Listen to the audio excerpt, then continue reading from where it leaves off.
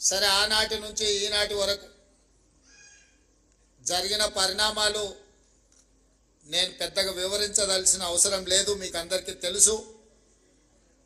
కానీ ఈరోజు ఒక పండుగ వాతావరణంలో 1100 మంది జర్నలిస్టు కుటుంబ సభ్యుల సమక్షంలో నిలబడి ఈ సమస్యకు శాశ్వత పరిష్కారం చూపించిన సహచార మంత్రివర్గ సభ్యులు పొంగులేటి శ్రీనివాసరెడ్డి గారు,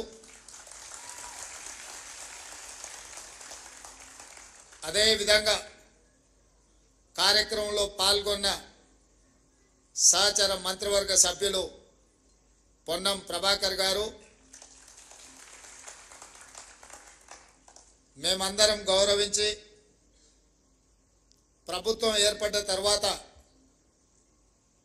నేను తెలంగాణ రాష్ట్రానికి ముఖ్యమంత్రి కావాలని ఎంత బలంగా అనుకున్నానో, ప్రెస్ అకాడమీ చైర్మన్గా శ్రీనివాసరెడ్డి గారిని కూడా నియమించాలని అంతే బలంగా నేను ఆనాడు భావించిన.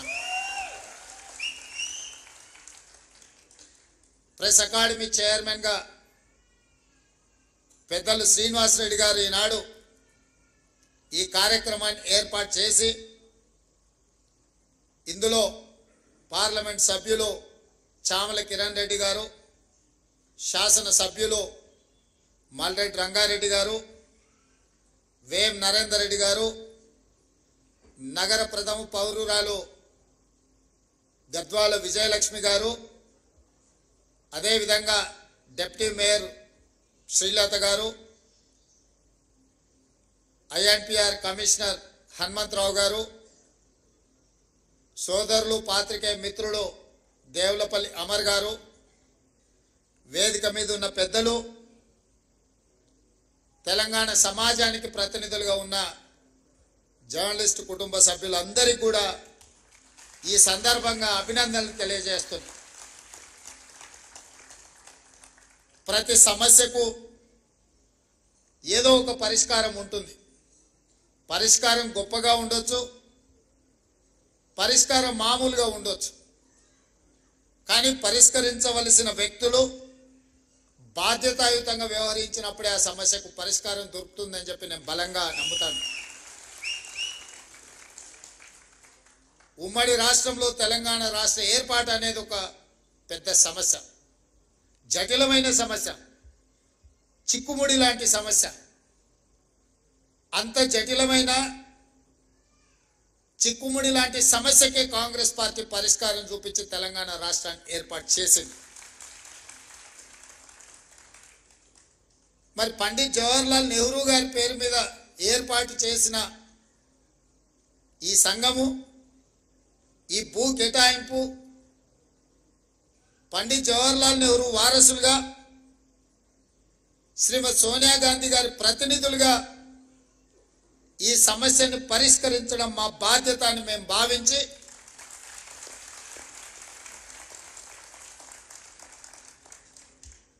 మా మిత్రుడు శ్రీనివాసరెడ్డి గారు 2 శాఖలు వారు కోరుకోలేదు. రెవెన్యూ శాఖ వారు కోరుకోలేదు, ఐఎండ్పిఆర్ శాఖ వారు కోరుకోలేదు. ఈ రెండింటిని నేనే వారిని తీసుకోవాలని చెప్పి ఢిల్లీలో చెప్పి వారికి శాఖలకు కేటాయించింది. వారు ఆ 2 శాఖలను ఉపయోగించి ఈరోజు మీ సమస్యకు పరిష్కారం చూపించారు.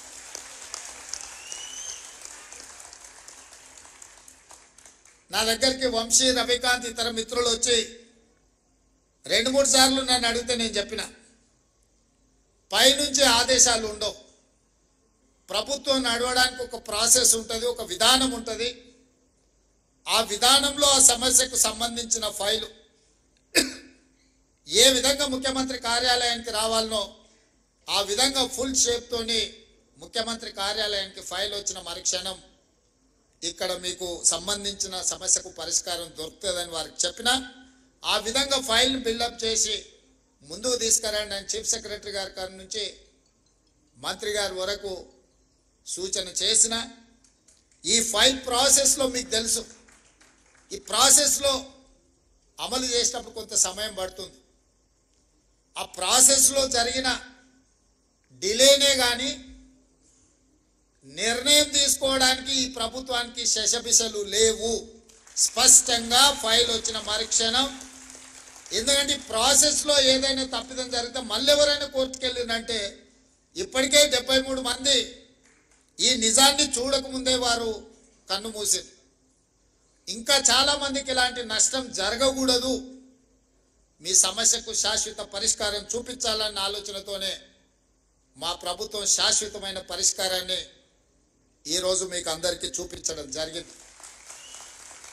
అదేవిధంగా కొన్ని అంశాలు నేనే ప్రస్తావిస్తాము, ఎందుకంటే మీ ముందు కొన్ని అంశాలను ప్రస్తావిస్తే నచ్చినా నచ్చకపోయినా వాటికి ఏమైనా పరిష్కారం దొరుకుతుందేమో అని నేను అనుకున్నా. కానీ పెద్దలు శ్రీనివాసరెడ్డి గారి అనుభవము మమ్మల్ని ఏమీ చెప్పకుండానే నియంత్రించడానికి వారే చాలా విషయాలు ప్రస్తావించి మీ ముందు పెట్టి, జర్నలిస్ట్ అంటే ఏ విధంగా ఉండాలి, ఏ విధంగా ఉంటే ఆ వృత్తి యొక్క గౌరవం పెరుగుతుందో పెద్దలు శ్రీనివాసరెడ్డి గారు మీకు వివరించడం జరిగింది. వారు ఏ అభిప్రాయం అయితే వెలుబుచ్చిందో నేను కొత్తగా చెప్పడానికి, కొత్తగా మీకు విజ్ఞప్తి చేయడానికి ఏమీ మిగలలేదు.